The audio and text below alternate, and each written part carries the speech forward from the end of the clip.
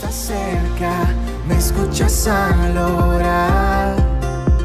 Yo sé que de mi lado estás, pintas los cielos de gloria y majestad.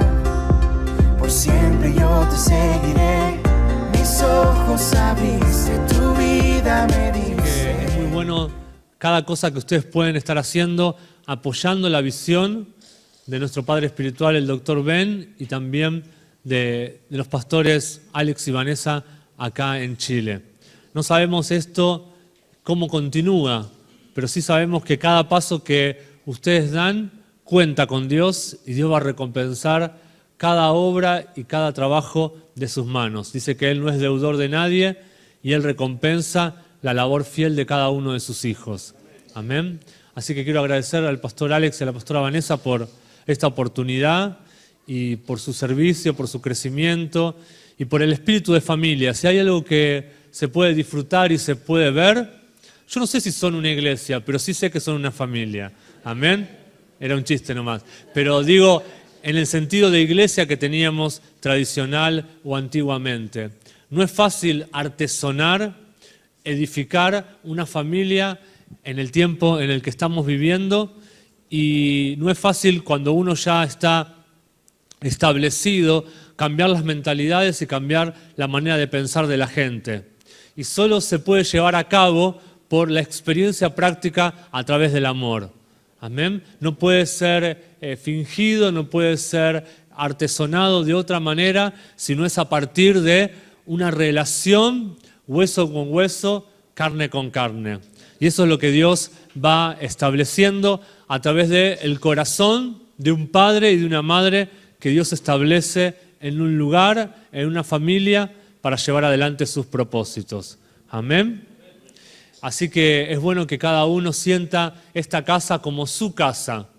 Y yo sé que cada uno que ayer estuvo poniendo las flores o los manteles o sirviendo la comida, lo hace con el amor del Señor, sabiendo que es su casa, que es su lugar, pero también que es la casa donde Dios está estableciendo la iglesia ciudad.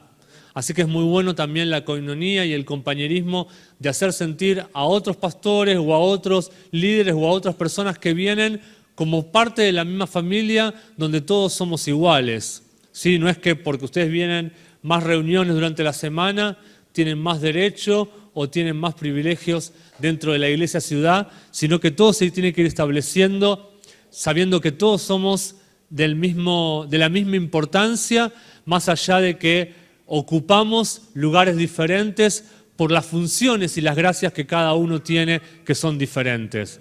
Amén.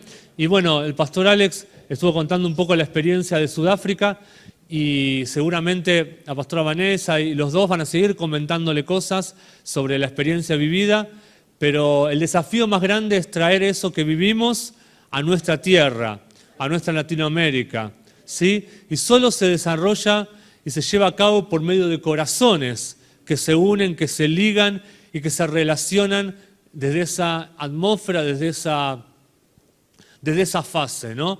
Y lo que vimos es, una de las cosas grandes que vimos es que el servicio es una grandeza. Amén, que el servicio es de los grandes, ¿sí? No es en la concepción colonizadora que a veces tenemos, o colonizada que tuvimos y nos quisieron poner las diferentes potencias del mundo, donde se usaba a la gente para servir a otros, se usaba a los que tenían un cierto color o un cierto estatus social, se los usaba para que se los compraba a veces como esclavos y se los ponía en los quehaceres domésticos como algo de menospreciar su inteligencia o su capacidad. Y en el reino es todo lo contrario. Pudimos ver allí en Sudáfrica que personas, nosotros teníamos un chofer que nos sirvió durante todos los 15 días y era un gerente de una empresa, ¿sí? Los pastores tenían también a nuestro hermano Grant, que es el dueño de una compañía. Y ellos trabajaban con nosotros en las pequeñas cosas y nos servían en las pequeñas cosas, porque entendieron que el servicio los hace grandes. acomodarles una silla, alcanzarles un pañuelo, irles a comprar el capricho que se les antojaba a los molestos latinoamericanos. Todo eso estaban a la atención y al cuidado nuestro porque han entendido, mejor dicho, ellos y nos enseñan a nosotros que Dios es un Dios de pequeñas cosas y el que quiera ser el mayor o el más grande debe ser el que más sirve. Y qué difícil todavía es entenderlo en nuestra mentalidad latina o en nuestra mentalidad oprimida que hubo por mucho tiempo en nuestras naciones. Justo mañana se celebra el Día de la Diversidad Cultural, tanto acá en Argentina como en Chile es lo mismo. ¿Se llama de ese modo acá también? ¿No? ¿Cómo se llama? El Día de la Raza. Bueno, en Argentina es como mala palabra decir el Día de la Raza y lo cambiaron por el Día de la Diversidad Cultural.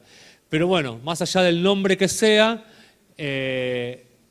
viene toda una raíz y un pasado no tan claro y no tan bueno, que no es una historia tan linda de cómo nos colonizaron y hicieron con nuestros indios y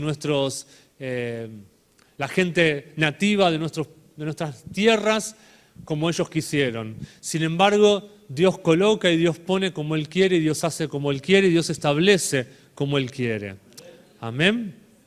Así que hay mucho por recorrer y hay mucho por aprender en el reino de Dios. Así que realmente si hay algo que también los quiero felicitar y les quiero reconocer es el cariño y la atención que cada uno de ustedes tiene cuando uno entra a esta casa, a este lugar.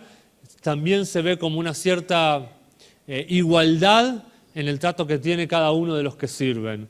Así que eso es digno de halagarlo y de reconocerlo y que siga eso creciendo en cada uno de ustedes. Porque eso mismo será lo que ustedes contagien a las otras personas que vengan a sumarse a la iglesia ciudad, que no van a tener quizás la misma forma o no van a estar acostumbrados a lo mismo que ustedes, pero ustedes simplemente siendo ejemplo van a ser como un efecto dominó en ellos.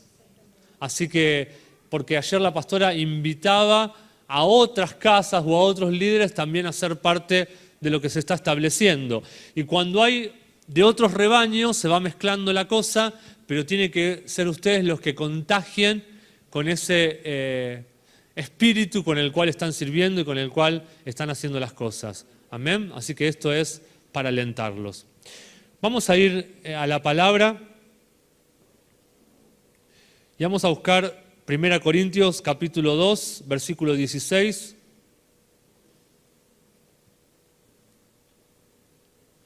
Y hay un tema que a mí me gusta hablar bastante, que tiene que ver con la vida plena que Dios quiere que vivamos en nosotros, que solo la podemos adquirir, solo la podemos desarrollar o manifestar, llegando a entender que Cristo es el que quiere mostrarse a través de nuestras vidas.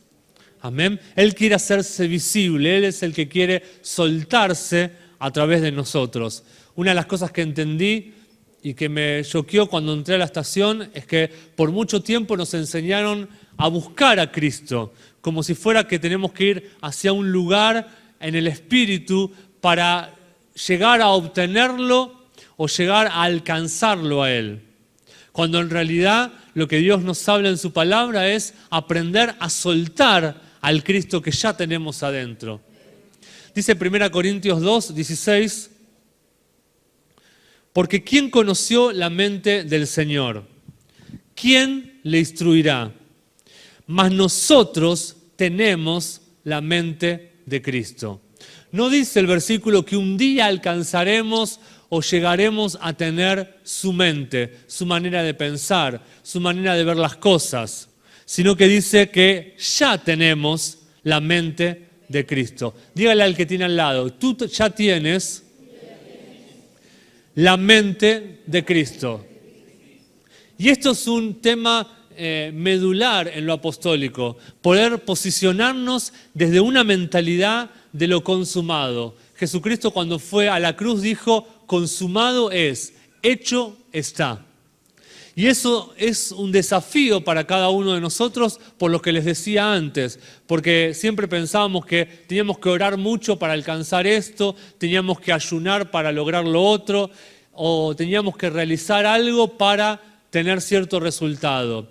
Y eso tiene una cierta mentalidad religiosa, porque no descansa nuestro resultado o nuestro fruto en un esfuerzo humano, sino que si bien tenemos que aplicar principios y ser obedientes a la palabra, el resultado tiene que ver con ubicarnos, posicionarnos en el lugar correcto que Cristo ya ha determinado para cada uno de nosotros, y tiene que ver con esa obra consumada, realizada, hecha en la cruz. Amén. Dice que Cristo vino a terminar o a completar la obra que el Padre había iniciado. Sí, cuando el Padre nos creó, nos bendijo y nos mandó a que seamos fructíferos, a que sojuzguemos la tierra, a que gobernemos, a que nos multipliquemos. Y solo eso puede ser logrado si creemos en la obra consumada de Cristo en la cruz, que nos da el potencial, la gracia, la habilitación para que eso sea hecho una realidad a través de nosotros. ¿Y cómo es hecho una realidad? Pudiendo creer que ya tenemos la mente de Cristo, que ya tenemos la capacidad de soñar, de pensar, de planificar, de proyectar y de razonar desde una mente más elevada, desde una dimensión más elevada. Amén. Cuando fuimos a Sudáfrica, yo cuando fui la primera vez sentí algo parecido. Creo que la pastora lo nombró en el viaje, o no me acuerdo quién lo nombró en el viaje, de cuando los espías fueron a la tierra prometida y pudieron ser testigos de lo que había del otro lado que Dios les prometía. ¿Sí? Y vinieron los 12 testigos, 2 creyeron en que Dios les entregaba una tierra que fluía de leche y miel, y 10 se mantuvieron en su incredulidad. Y Dios quiere hacerte ver muchas cosas que todavía no vives y no experimentas hoy, pero ya están en el mundo del Espíritu siendo una realidad para tu vida. Solo tienes que alinear tu mente a eso que Dios ya te prometió, ya prometió para tu vida.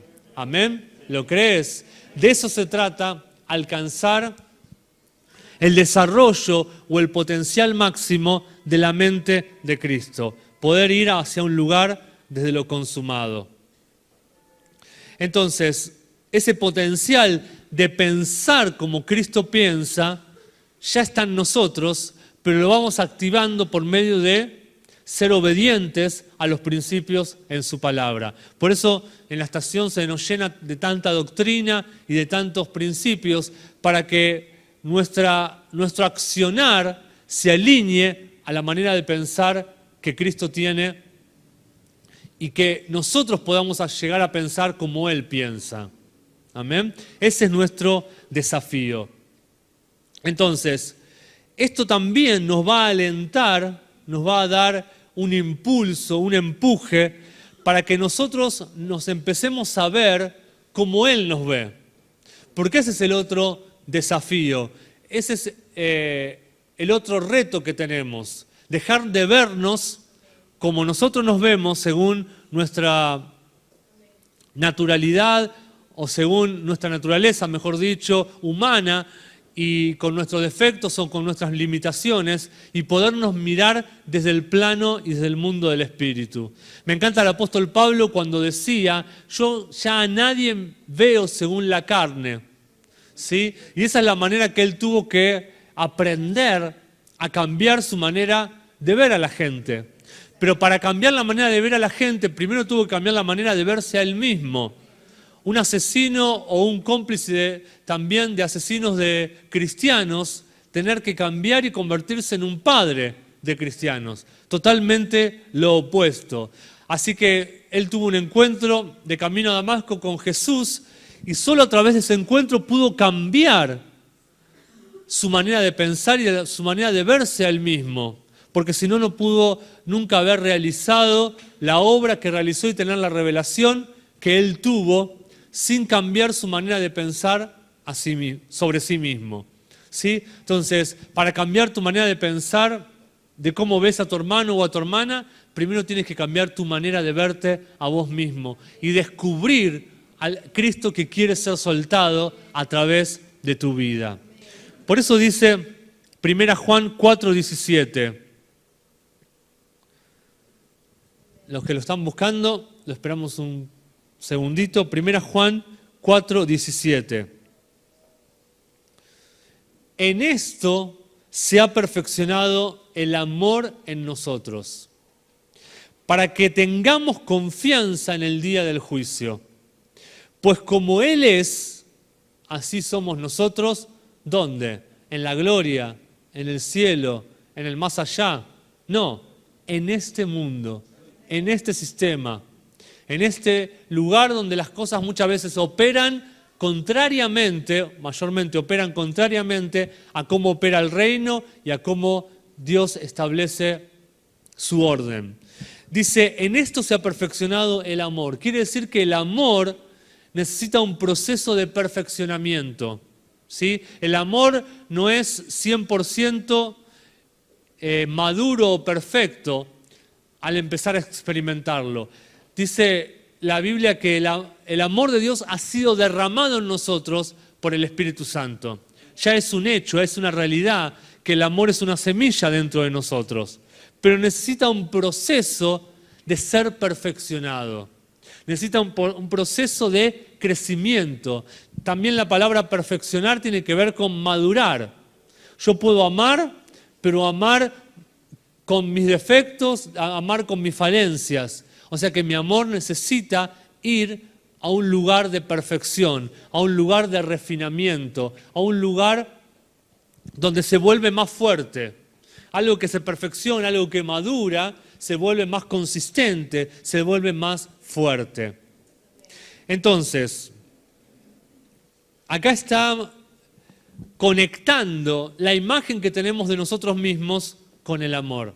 A medida que el amor se va perfeccionando como un proceso de Dios en nosotros, también va a ir cambiando nuestra manera de vernos a nosotros mismos. Dice, porque como Él es, así somos nosotros. Y la pregunta es, ¿cómo Él es? Para poder descubrir cómo somos nosotros. La Biblia es clara y simple y profunda a la vez. Dice que Él es amor. Entonces, nosotros también estamos en un proceso de volvernos el amor de Dios manifestado sobre la tierra. Dijo Jesús que por el amor que tuvieran sus discípulos, sus hijos, sus seguidores, por el amor entre ellos, el mundo conocería a Él, el mundo lo conocería a Él. No por los eventos, no por los dones, no por la profecía, no por la elocuencia al predicar, sino por el amor que tuvieran los unos con los otros. Y eso es lo que nos pasó en Sudáfrica. Las palabras sobran porque no podemos expresar lo que el amor significa. El amor va más allá de las palabras, porque el amor es Dios mismo, es conocerlo a Él mismo. Y eso es lo que tenemos que experimentar y ver y disfrutar cada uno en su relación con su hermano, en su compañerismo y en ir estableciendo el reino de Dios. ¿Amén? Entonces, como Cristo es amor, así nosotros somos amor. Entonces, no hay otra forma de que este proceso llegue a una realidad y a soltar la verdadera identidad que tenemos en nuestra apariencia y semejanza al Hijo de Dios, si no es por medio de este proceso del amor siendo perfeccionado, siendo refinado a través de nuestras vidas. Y este amor también es el ingrediente principal, fundamental, irreemplazable para que podamos caminar en unidad. Jesús dijo un nivel mayor aún que la palabra unidad, que no tiene traducción al castellano. En inglés está la palabra oneness, que significa ser uno, ¿sí? Y yo creo que es un nivel de una calidad aún superior que define mejor que la palabra unidad, ¿sí? Llegar a ser uno. Llegar a ser uno. Y yo creo que llegar a ser uno quiere decir que cuando yo vea a Pastor Alex o cuando vea al último que llegó a la iglesia y que se convirtió hace poquito, puedan ver al mismo, sea ver a la misma persona que es Cristo en ellos. En una manifestación más incipiente, ¿sí? Porque todavía falta crecimiento, pero en otro una manifestación más paternal o más madura, pero vemos al mismo Cristo. Y el uno que es más maduro, dice la Biblia, que aquellos que somos fuertes debemos ayudar o fortalecer o sostener a los que son débiles. Entonces, como en el cuerpo funcionamos el uno para el otro, la debilidad de uno es compensada por la fortaleza del otro. Es por eso que cuando vemos al que recién empieza, es igual que ver a aquel que ya ha transcurrido un proceso más largo de crecimiento. Porque ese uno que recién empezó, no es quien es sin el otro que está para fortalecerlo. Y el que está por fortalecerlo no tiene sentido de su existencia si no tiene a alguien a quien fortalecer y alguien a quien hacer crecer. Amén. Porque ¿para qué vamos a decir que somos padres si no tenemos hijos a quien sustentar, a quien alimentar, a quien darles crecimiento? Entonces, el uno le da sentido al otro. Amén. Y eso trae dignidad y eso trae valor y reivindica nuestra posición en Cristo. Amén. Y ahí radica nuestro valor dentro del cuerpo de Cristo. Entonces, sin amor no hay posibilidad de que las coyunturas del cuerpo se liguen una con otra. ¿Sí? El amor hace que todos podamos habitar juntos y en armonía, como dice el Salmo 133. Entonces, como vemos en este versículo, nosotros nos manifestamos como Cristo, y para que esto se lleve a cabo depende de que el amor de Dios, o sea, Cristo mismo en nosotros, se vaya perfeccionando. Me gusta también un versículo que dice que debemos aprender a Cristo, ¿sí? Como que el ir soltando a Cristo dentro de nosotros es un aprendizaje continuo que no tiene final y que va paso a paso en nuestra vida diaria. Vamos a buscar ahora 2 Corintios 3:18. Este aprendizaje es una transformación, ¿sí? Siempre que nombro la palabra transformación, no sé si les pasa a ustedes, me acuerdo del proceso por el cual digo palabras en mi dialecto argentino, no sé si son las mismas que ustedes, pero una mariposa antes de ser mariposa es una larva, ¿sí? Se dice así acá también, y es algo feo y que no llama la atención a nadie. Sin embargo, por el proceso de metamorfosis, que es la palabra transformación, llega a convertirse en mariposa. ¿Sí? Entonces no puedo desestimar o descartar esa larva porque en ella está escondida el potencial para volverse algo tan hermoso como es la mariposa. ¿Quién cuando ve una mariposa no le llama la atención y va a buscarla y a mirarla, sus colores, cómo vuela? ¿Sí? Es algo efímero porque duran 24 horas y mueren. Sin embargo, llaman nuestra atención en ese proceso de manifestación. ¿Sí? Y la manifestación de la gloria de Dios en nosotros también debe ser manifestada. Aunque a veces nos miremos al espejo y nos parezcamos que somos medios larvas. ¿Sí? Pero Dios te mira como esa mariposa que ya está consumada y terminada. Amén. Dice 2 Corintios 3:18. Por tanto nosotros, todos, mirando a cada descubierta, como en un espejo la gloria del Señor, somos transformados de gloria en gloria, en la misma imagen como el Espíritu de Dios. O sea que Dios ya nos ve como algo gloriosos, pero no nos quiere dejar en ese nivel, sino que hay otro nivel de mayor gloria. Si nos conformamos con la gloria presente, no disfrutaremos la gloria venidera. Amén. Y dice que la gloria postrera es mejor o es mayor que la primera. ¿Sí? Dice que muchos desearon ver y oír las cosas que nosotros vemos y oímos. Así que debemos disfrutarla y debemos hacerlas parte de nosotros. Entonces, acá nos está describiendo que la palabra es como nuestro espejo. Tenemos que pasar por un proceso de embellecimiento. La palabra nos quiere embellecer. Nadie puede vivir un proceso de embellecimiento sin un espejo. ¿Dónde ven una mujer bella que no tenga un espejo en su cartera? ¿Sí? Dios quiere hacer de su iglesia algo digno de ser visto, algo bello.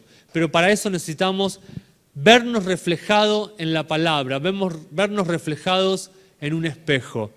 Y en ese espejo no es para criticarnos o para ver todos los defectos que tenemos, sino es para ver a Cristo en ese espejo, ¿sí? Y poder descubrir lo que está escondido en nuestro corazón y manifestarlo. También la palabra transformados en el original quiere decir cambiar en una forma o transfigurarse, ¿sí? Llegar a tener otra forma. Y me gusta este gráfico o esta ilustración, que yo creo que Cristo nos ha provisto la forma dentro de la cual debemos encajar, o el molde dentro del cual debemos encajar. Es como para los que les gusta la repostería, así como esas masas que uno tiene para hacer una torta, un pastel, y son aformos, o sea, no tienen forma, pero cuando lo ponemos dentro del molde correcto, toman la forma que deben tomar. Si queremos una torta redonda, vamos a buscar un molde redondo. Si queremos una torta en forma de estrella, buscaremos un molde en forma de estrella. Y a veces nuestro potencial en nuestra vida es así, que todavía no tiene la forma precisa y terminada y consumada que Dios quiere que tengamos. Pero por eso quiere que Cristo sea nuestro molde dentro del cual encajemos, para que Él ajuste y afile todo lo que debe ser ajustado y afilado. Por eso hay dos facetas y es como una moneda de dos caras. Si bien todos sabemos que hemos recibido a Cristo dentro de nosotros, y dice la palabra en Colosenses 1:27, a quienes Dios quiso dar a conocer las riquezas de la gloria de este misterio entre los gentiles. ¿Cuál es el misterio? Lo explica. Cristo en nosotros, esperanza de gloria. El hecho de que Cristo vino a morar dentro de nosotros cuando nos arrepentimos y cuando lo recibimos en nuestro corazón, es un misterio que todavía necesita seguir siendo revelado. Que Cristo habite dentro de nosotros y sea formado dentro de nosotros es un misterio todavía por ser revelado, que nos da esperanza de gloria. Y en esa esperanza de gloria somos transformados de gloria en gloria. Entonces, un nivel o una cara de esa moneda es que Cristo habita dentro de nosotros. Pero la otra cara de la misma moneda es que nosotros habitamos también en Él. Porque Cristo es una dimensión, Cristo es un molde, Cristo es aquel que quiere formarnos a su imagen y semejanza. Y lo dice en Romanos 6:11. Dice, así también vosotros, o sea, cada uno de ustedes, considerados muertos al pecado, pero vivos para Dios, ¿dónde? ¿En qué dimensión? En Cristo Jesús, Señor nuestro. O sea que Él está en nosotros, pero nosotros también estamos en Él. Por eso hablaba lo del molde, lo de ser formados según su formato, su estructura, según quién Él es en nosotros. Para luego pasar por el horno, ¿sí? Ese molde con esa masa adentro necesita cocinarse, ¿sí? Necesita pasar por el horno para luego tener la consistencia precisa, porque nadie puede comer algo que está crudo porque le hace mal. Sí, necesita estar madurado, terminado, perfeccionado. Y Dios quiere hacerte atravesar por ese proceso. Entonces, la apariencia de Cristo también fue cambiada y Él llevó a 3 de sus discípulos al monte de la transfiguración para mostrarles que aún había un nivel superior del plano en el cual ellos se movían, que aún había algo más a lo cual ellos tenían que ser llevados. Amén. Y está en Marcos 9, del 2 al 3. Esto es muy profundo, quiero rescatar solamente algunas cositas que pude comprender de este proceso, pero se puede aprender un montón de cosas más. Dice Marcos 9, del 2 al 3. 6 días después, Jesús tomó a Pedro, a Jacobo y a Juan. A 3 de sus discípulos los hizo atravesar por esta experiencia única. Y los llevó aparte, solos, a un monte alto y se transfiguró delante de ellos. O sea, delante de ellos Jesús les mostró una transformación, un proceso diferente, ¿sí? Un proceso de cambio, como les hablaba antes a ustedes. Dice el versículo 3, y sus vestidos se volvieron resplandecientes. O sea que no solo Jesús se transfiguró, sino que algo fue contagiado en ellos. Algo hizo como un efecto dominó en ellos y las vestimentas de ellos comenzaron a ser más blancas, más resplandecientes, como la nieve. Tanto que ningún lavador en la tierra los puede hacer tan blancos. O sea que era algo de otra dimensión, no era algo natural, porque no se podía volver tan blanco ni con el mejor polvo de lavado que pueda existir sobre la tierra. Y en ese proceso, dice el versículo 4, les apareció Elías con Moisés, que hablaban con Jesús. Entonces Pedro dijo a Jesús, Maestro, bueno es para nosotros que estemos aquí, y hagamos 3 enramadas, una para ti, otra para Moisés y otra para Elías. Pedro muestra lo arrebatado que a veces cada uno de nosotros nos podemos volver y el hecho de la tendencia que tenemos a querer acostumbrarnos o establecernos en eso lindo que estamos viviendo en ese momento, en este momento. Pero Jesús no le da lugar a esto, porque esto era solamente algo para experimentarse en ese momento y que era como una visión profética de algo por ser alcanzado en el futuro, ¿sí? De algo por ser alcanzado luego de que Cristo resucitara. Dice el versículo 6, porque no sabía lo que hablaba, pues todos estaban espantados. O sea, hablaba cualquier cosa del espanto y de lo maravillado que Pedro estaba. Entonces vino una nube que les hizo sombra, y desde la nube una voz que decía, este es mi Hijo amado, a él oíd. Esa nube fue igual que en el río Jordán cuando Jesús fue bautizado, soltó la aprobación de Dios y mostró que Cristo iba a pasar a un nivel superior, a una dimensión superior de más resplandor, de más brillo, de más gloria. Y ese mismo resplandor iba a contagiar a aquellos, iba a transformar a aquellos que lo iban a seguir a Él. Dice el 8, y luego cuando miraron, no vieron más a nadie consigo, sino a Jesús solo. Y descendiendo ellos del monte, les mandó que a nadie dijesen lo que habían visto. Aparentemente no era el tiempo para los que estaban abajo del monte pudieran escuchar lo que no iban a entender porque no iban a poder experimentar como ellos lo estaban experimentando. Sino cuando el Hijo del Hombre hubiese resucitado de los muertos. Esto era algo por vivir o por ser predicado, o por ser transmitido luego de que Jesús resucitara, luego de haber muerto y resucitar. Dice el 10, y guardaron la palabra entre sí, discutiendo qué sería aquello de resucitar de los muertos. Ni ellos todavía entendían lo que Jesús iba a hacer en la cruz del Calvario. Y le preguntaron diciendo, ¿por qué dicen los escribas que es necesario que Elías venga primero? Respondiendo él les dijo, Elías a la verdad vendrá primero y restaurará todas las cosas. Y como está escrito del Hijo del Hombre, que padezca mucho y sea tenido en nada. pero os digo que Elías ya vino. Entonces, lo que está diciendo es,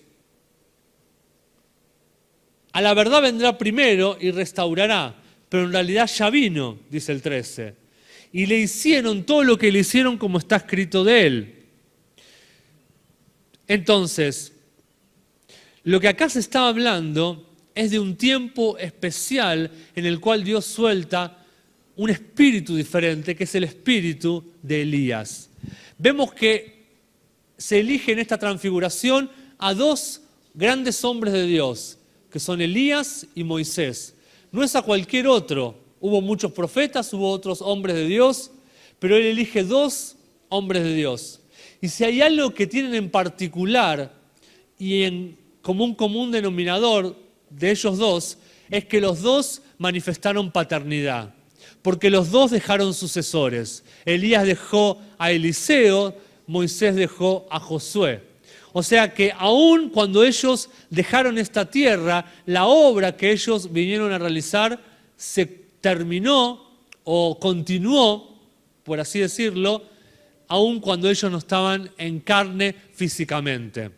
Podemos ver que Elías deja a Eliseo y Eliseo desarrolla aún el doble, mayor cantidad de milagros que su padre. Vemos a Moisés que se va de esta tierra y deja a Josué, quien fue aquel que ingresó al pueblo de Israel a la tierra prometida.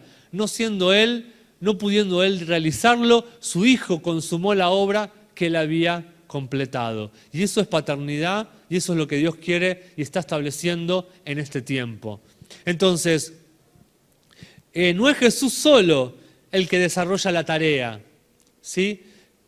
La tarea de ir más allá de la cruz, de ir más allá de la obra consumada, sino que es Jesús con padres, es Jesús con un espíritu paternal que viene a través de un Elías, que viene a través de un Moisés.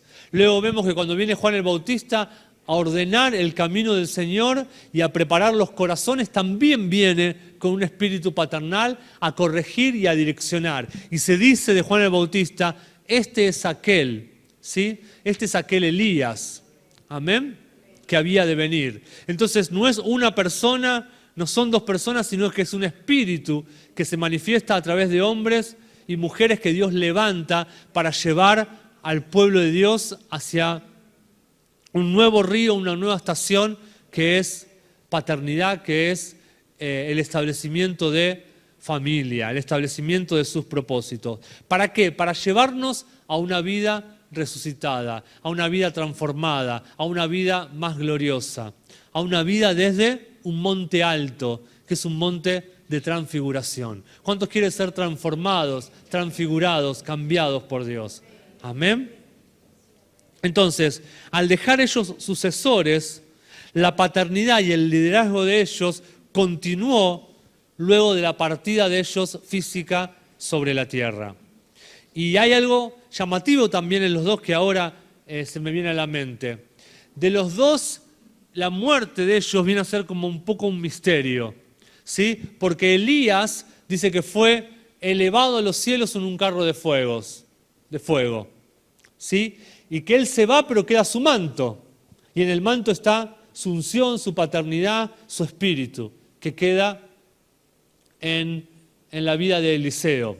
Fue cuando, lo mismo que Jesús, partió de esta tierra pero queda su cuerpo, ¿sí? Y en su cuerpo queda su manto. Entonces se va pero no se va. Y Elías lo mismo, se va pero en realidad queda por medio de su manto. Amén. Y de Moisés se dice que nadie pudo saber dónde estaba su tumba, dónde estaban sus huesos. Seguramente una razón se vuelve algo, alguien que trasciende su tiempo acá en la tierra. Y es como que se va pero sigue estando. ¿Sí? Si usted habla con un judío, no hay nadie como Moisés. ¿Sí? Es alguien especial. Seguramente también habrá algo de cuidar de que no se idolatre a su cuerpo, pero sí al espíritu que él dejó y al liderazgo que él dejó. Porque con lo grande que lo ven a Moisés como aquel dador de la ley, el que estableció todo lo que tiene que ver con la adoración y el tabernáculo y demás, es alguien demasiado grande para el pueblo de Israel, alguien que ejerció una paternidad demasiado grande. Pero ese también es un común denominador de los dos, que dejaron físicamente la tierra, pero es como que no la dejaron, es como que no se fueron, ¿sí? El espíritu de ellos quedó a través de sus sucesores. Entonces, esto profetiza y esto da una vislumbre de una nueva temporada y dice también de una restauración de todas las cosas. Dice el versículo 12, dice, Él vendrá y restaurará todas las cosas. Esto tiene relación con lo que el apóstol Pedro también profetizó y habló, que vendría un tiempo de restauración de todas las cosas. No sé si eso le suena a la temporada apostólica también, donde Dios hace volver todo a su estado original o a su estado anterior. Eso es de eso se trata restaurar, ¿sí? De eso se trata restaurar. Cuando tenemos una pieza, una antigüedad valiosa, ¿sí? Ahora los pastores están alquilando una casa muy antigua. Yo les decía, por lo que veo, esta casa tiene como 100 años, y ellos me decían, sí, tal cual, pero ellos la alquilaron no por lo que ven, sino por el potencial de cómo esa casa puede llegar a ser, ¿sí? Y no es lo mismo edificar una casa de cero y moderna, no es la misma belleza que se puede pulir al poder hacer de lo viejo algo restaurado y algo novedoso y mezclar lo moderno con lo antiguo. Bueno, esas son las nuevas tendencias que hay en el mundo de la decoración. No conozco mucho esto, pero mi esposa se la pasa mirando todos esos programas de restauración, hermanos a la obra, todos los mira, todo.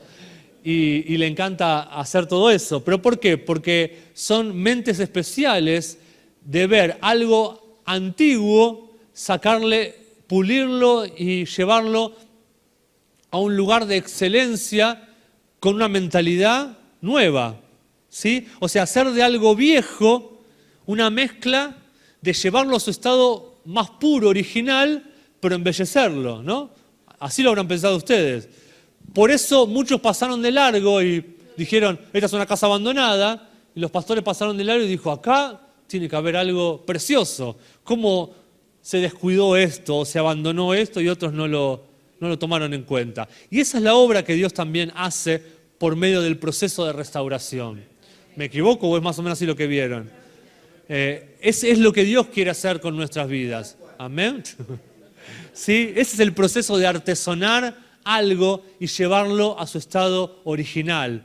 También tiene que ver con llevarlo a su estado más puro, ¿sí? Otro hubiera pensado, tiramos todo abajo y empezamos de nuevo, ¿sí? Nos quedamos solamente con el terreno. Pero Dios quiere sacar lo mejor y llevarnos a un lugar de perfección y de purificación para que todo alcance el lugar por medio, no el lugar, sino el estado que Él lo diseñó y lo propuso desde la fundación del mundo. Entonces, todo en Dios debe volver a su estado original, según el propósito para el cual eso fue diseñado, según lo pensó el fabricante. ¿Amén? Esta es la forma que Dios tiene de hacer avanzar sus propósitos. ¿Cómo? Haciendo reposicionar todo conforme a su propósito original. De eso se trata la estación apostólica, volver al diseño original, volver al propósito para el cual todo ha sido creado. Amén. Y eso es volver a una pureza en Dios. Como también vimos ayer, Dios está levantando la iglesia como una familia. Y si la iglesia no es restaurada en su forma original, es decir, en su forma de familia, no va a poder cumplir el propósito para el cual fue creada y para el cual fue puesta sobre la tierra. Entonces, encontrarse con Jesús y el proceso que Él produjo en el monte de la transfiguración fue como mostrarle a un remanente o a una primicia llamada Pedro, Jacobo y Juan la gloria postrera que vendría luego de la resurrección. Y resurrección también nos habla de una vida más plena, de una vida nueva, de una vida que alcanzan aquellos que han vencido. Es la vida que Cristo ha venido a producir a favor nuestro. Es una vida inalcanzable por nuestros medios humanos y naturales, solamente por creer en su obra consumada en la cruz. Entonces, para que la palabra se haga nuestro pensamiento, debemos ser impregnados por todo lo que Dios habla y por todo lo que Dios suelta. No por religión ni por letra, sino por la palabra presente que es soltada a través de los querubs, los heraldos de verdad divina en esta estación, en este tiempo. Y nos tenemos que volver receptivos a esa palabra que es soltada. El mayor impedimento que tiene la palabra para ser recibida en nuestro espíritu es la postura de nuestro corazón. Esa va a ser la clave, el factor determinante de cómo posturemos nuestro corazón. Por eso en Santiago 1:21 el apóstol dice: por lo cual, desechando toda inmundicia y abundancia de malicia, recibid, ¿cómo? Con mansedumbre la palabra implantada. En otras traducciones dice con humildad, o sea, con un espíritu enseñable, la cual tiene el potencial o puede salvar nuestras almas. Y salvar nuestras almas también tiene que ver con restaurar o hacer algo nuevo, llevarlo a su lugar o a su estado original.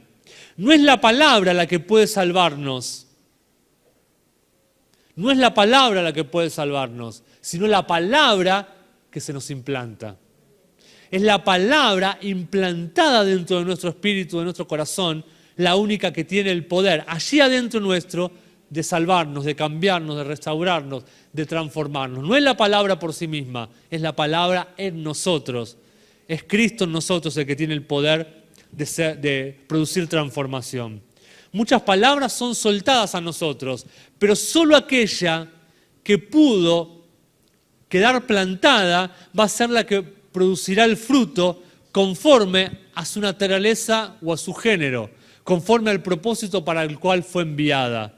¿Sí? Dice que toda palabra que salió de la boca de Dios no volverá a él vacía, ¿sí? Si encuentra el terreno propicio para producir fruto. Es por eso que antes de la manifestación de esa palabra, antes de que cualquier fruto sea soltado a la luz, necesitamos que la palabra apruebe el terreno.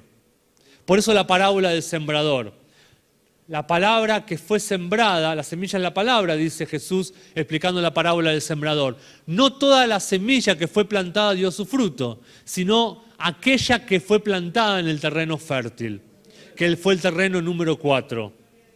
Entonces necesitamos un terreno humilde, necesitamos un espíritu enseñable para que esa semilla dé el fruto propicio, el fruto adecuado. Eso es el significado de mansedumbre. El orgullo puede convertirse en nuestro mayor enemigo y nos va a impedir que la palabra presente que fluye de la boca de Dios, produzca el fruto para el cual ha sido enviada. El orgullo es un enemigo invisible, al tal punto que la persona que lo padece a veces es la última en darse cuenta. También es un enemigo que se esconde por medio de diferentes actitudes que pueden ser pequeñas, como por ejemplo la falsa humildad. Que la falsa humildad dice: no soy lo suficientemente bueno para hacer esto. No entendiendo que no es por lo bueno que somos, sino es por la gracia de Dios que opera en nosotros. Entonces, cuando sabemos que el simple hecho de ser miembros del cuerpo de Cristo nos garantiza que somos hábiles, porque Dios no pondría un miembro en un cuerpo con una capacidad inútil o sin sentido. Cada miembro tiene una tarea específica y el hecho de ser miembros de su cuerpo nos da la garantía y la seguridad de que estamos para algo, de que servimos para algo, de que tenemos el poder para realizar algo dentro de su cuerpo, dentro de su familia. Así como ningún miembro de nuestro cuerpo físico está ahí puesto sin tener una función. Y a veces los más pequeños son los que más necesitamos o más tareas más específicas y medulares desarrollan dentro de nosotros. Amén. Entonces, cuando entramos al reino de Dios, fuimos trasladados a otro reino, a otra manera de operar, a otra dimensión. Nuestro espíritu nació de nuevo en esa nueva dimensión, pero nuestra alma, que es nuestra mente, voluntad y emociones, está en el proceso de nacer constantemente de nuevo, como nos enseña el apóstol Ben, ¿sí? Entonces, este otro reino implica otra manera de hacer las cosas, una manera diferente, otra dimensión. Recordando que el reino es su gobierno, su reinado y su orden divino en nosotros y a través de nosotros. Tenemos que ser entrenados por ese reino en nuestras vidas. Entonces, estamos viviendo de acuerdo a la condición de nuestra mente, por eso debemos elevarnos. Dice Proverbios 23:7, tal cual es el pensamiento del hombre en su corazón, así es él.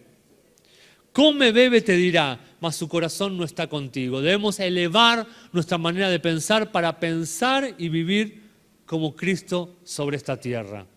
Como el hombre piensa de sí y dentro de sí, así es la vida que va a vivir.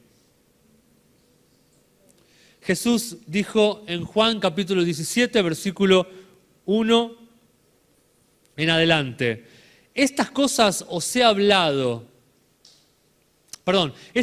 habló Jesús y alzando los ojos a los cielos dijo, Padre, la hora ha llegado, glorifica a tu Hijo para que el Hijo te glorifique a ti, por cuanto le diste autoridad sobre todo ser humano o sobre toda condición humana, para que dé vida eterna a todos los que tú les has dado. O sea, el objetivo de Jesús es llevarnos a vivir una vida en otra dimensión, una vida resucitada, una vida eterna.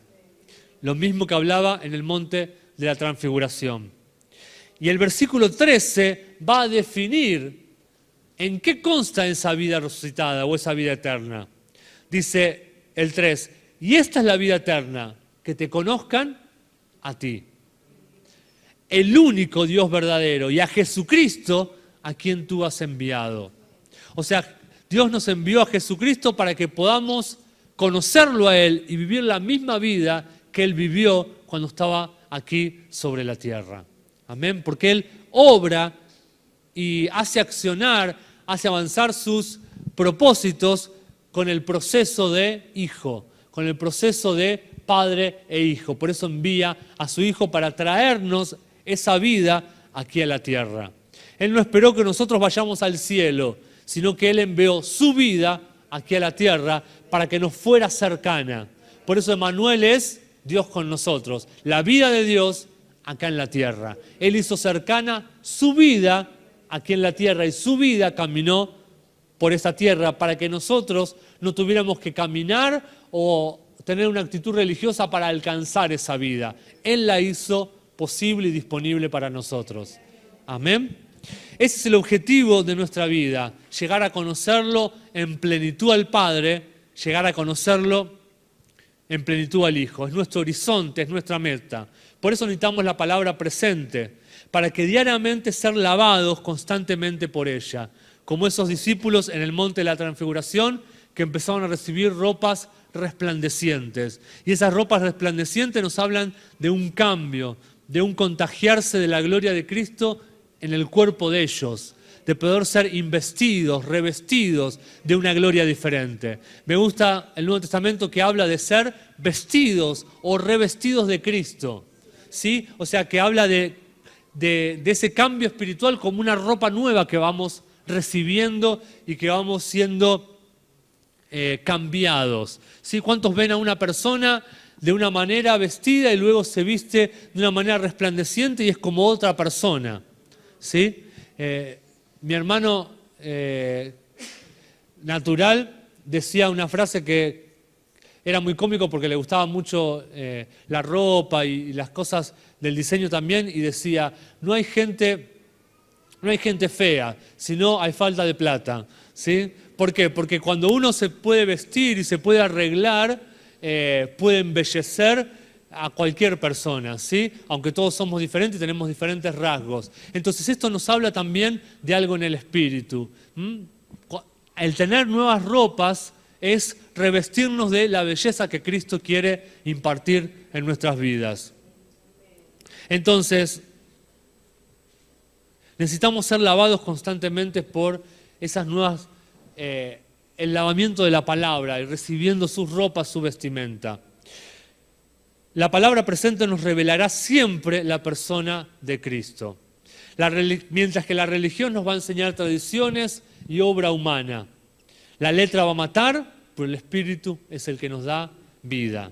Jesús lo dijo de esta manera, mi palabra es espíritu y mi palabra es vida. A mí me gusta decir esto, mi palabra es espíritu, yo lo entiendo de esta manera. O sea, mi palabra funciona desde una dimensión que ustedes no ven, que es la dimensión del espíritu, pero que luego es dada a luz por medio de la vida, y eso sí lo pueden ver, palpar y notar. Amén. Eso puede ser visto y manifestado. Por eso, si leemos Génesis 1, es una dimensión espiritual, que luego se manifiesta en Génesis 2, por medio del hombre y de la mujer y de toda la creación que Dios creó. Entonces, no es la Biblia la que da vida, sino que es la palabra que sale de la boca de Dios que opera en el mundo espiritual para producir su vida. Necesitamos hacer una exegesis de la palabra. ¿Qué es hacer exegesis? No es ir a un instituto bíblico ni ser teólogos, sino es extraer a Cristo que está escondido en esas escrituras a través de nuestra vida y de nuestra experiencia diaria. Eso es hacer exegesis de la palabra, porque Cristo, la palabra, es encarnada a través de nosotros. Amén. Dice que el verbo o la palabra era con Dios y era Dios. ¿Cuándo? En la creación. Y luego vino y habitó entre nosotros. ¿Sí? Y por medio de habitar entre nosotros vimos su gloria. O sea, vimos su manifestación. Hoy Dios está esperando que esa misma gloria y esa misma manifestación sea vista a través de nosotros. Amén. Entonces, como Cristo murió cuando vino sobre la tierra, vivió y luego murió, pero también luego resucitó y ascendió al Padre. Pero posterior a eso, dice la palabra, que apareció a muchas personas, pero ya no en un estado humano, sino en un estado resucitado. Pero lo loco es que a la vez comía con ellos y se trasladaba con ellos. O sea que era una dimensión tremenda, porque estaba habiendo resucitado, pero a la vez tenía un cuerpo para caminar sobre esta tierra, porque ellos lo podían ver con sus propios ojos. Entonces les mostró y les reveló una dimensión y un caminar que iba más allá de la dimensión y caminar de ellos en el plano natural. Amén. Y de camino a de camino a Emaús, cuando se encontró con esos dos, no lo pudieron reconocer al principio que era Jesús mismo. ¿Por qué? Porque tenía otro resplandor, tenía otra forma, se movía desde otra dimensión, pero seguía siendo el mismo Jesús que había caminado y ellos habían visto con sus ojos naturales. Pero ahora necesitaron ellos crecer y ser elevados en la dimensión del Espíritu para descubrir que Él era Cristo. Y lo descubrieron al partir del pan. Y ahí pudieron darse cuenta de una dimensión diferente. Amén. Es una vida diferente que Dios quiere que alcancemos, que Dios quiere que vivamos. Entonces, Él se manifestó y caminó entre ellos desde una posición post-resucitada. Es decir, la palabra del Padre se había hecho carne en su vida. Lo que el Padre había visionado, planeado, soñado para Él ya había sido una realidad en la vida de Jesucristo. Esa debe ser nuestra postura también. La palabra ya habiendo producido fruto. La palabra ya habiendo sido encarnada. No el logos, sino el rema ya habiendo sido consumado a través de nuestras vidas. Necesitamos que se nos revele esta vida resucitada que Dios tiene soñada, planeada para cada uno de nosotros. Dios le dio a Cristo autoridad sobre toda carne, para que a su vez, de la misma manera, Él pueda darle vida a quien Él ha sido enviado. ¿Sí? Entonces eso es lo que nos habla Juan 17. La misma vida que tiene Él, la misma vida que tengamos nosotros. La misma unidad con el Padre, la misma unidad nosotros con Él. Y esto es la vida eterna, como dijimos antes, que lo conozcan a Él. En otra versión dice que Él tenía la intención de ser glorificado por el Padre para que nosotros recibamos esa vida eterna de parte de Él. Y sea una vida eterna permanente y para siempre. O sea, una vida que no cambie, vivir en una dimensión diferente. Esa vida implica poder e implica autoridad. Por eso dice que así como Él fue enviado, ahora nosotros somos enviados para vivir ese tipo de vida. La vida eterna es la que da vida, es la que le da la vida verdadera a la condición humana. A Él, a Cristo, le ha sido asignado o dado poder para poder darnos esa vida eterna y que nosotros ahora la podamos llevar a la realidad hoy, aquí y ahora. Es una vida eterna dentro de nosotros que tiene el poder de vencer toda condición humana o toda condición carnal. Y al decir carnal no nos referimos a pecado o debilidad, sino que nos referimos a humanidad. Y para terminar, esa es la vida que tiene la dimensión tercera o la consumación plena y perfecta, que es la vida Zoé. ¿Sí? Todos vivimos en la dimensión de la vida bios, pero eso es igual a la vida de los animales o de las plantas, ¿sí? Que la tenemos solamente por haber nacido en este mundo. Como seres humanos, a diferencia de los animales o de las plantas, tenemos también la vida psuke, que es la vida de nuestra alma, la esfera de la mente, del intelecto, de las emociones. Por esa esfera pensamos, sentimos, nos relacionamos, razonamos. Pero Dios nos quiere dar esa vida que solo Cristo pudo habernos dado por haberla conquistado en la cruz del Calvario, que es la vida Zoé, es la vida plena. He venido a darles vida y vida para que la tengan en abundancia, dice Juan 10, versículo 10. Y también dice Mateo 16, 25.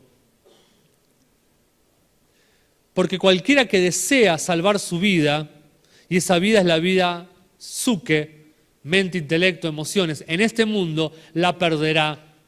Pero aquel que pierde su vida, psuke, alma, emociones, mente, intelecto, en este mundo la salvará. ¿Sí? ¿Qué salvará? Alcanzará una vida en una dimensión superior, que es la vida Zoé. Muchas veces leemos la Escritura de modo general y nos perdemos lo que Dios está diciendo. ¿Sí? Lo que Él está diciendo es que si aprendemos a rendir o a entregar nuestra vida del alma, vamos a absorber o a tomar o a sacar a luz la vida Zoé, la vida que no es nuestra, pero que Cristo la ha puesto a nuestra disposición para apropiarnos de ella, porque es la vida de Él dentro de nosotros. La respuesta a esto está en esa obra consumada de Cristo en la cruz. Solo Él la pudo obtener para nuestro propio beneficio. Pero necesitamos estar dispuestos a entregar la vida que nos quiere mantener en un nivel o nos quiere mantener solamente viviendo lo que hay en este mundo. Él quiere darnos una vida superior. Él quiere llevarnos a ese monte de la transfiguración para mostrarnos que hay una vida que Él nos quiere contagiar y que podemos resplandecer como Él resplandeció por la obra del Padre, que lo aprobó, que lo soltó, que lo envió diciendo: este es mi Hijo amado en quien tengo complacencia. El Padre quiere agradarse de nosotros, sus hijos. Amén. Vamos a orar.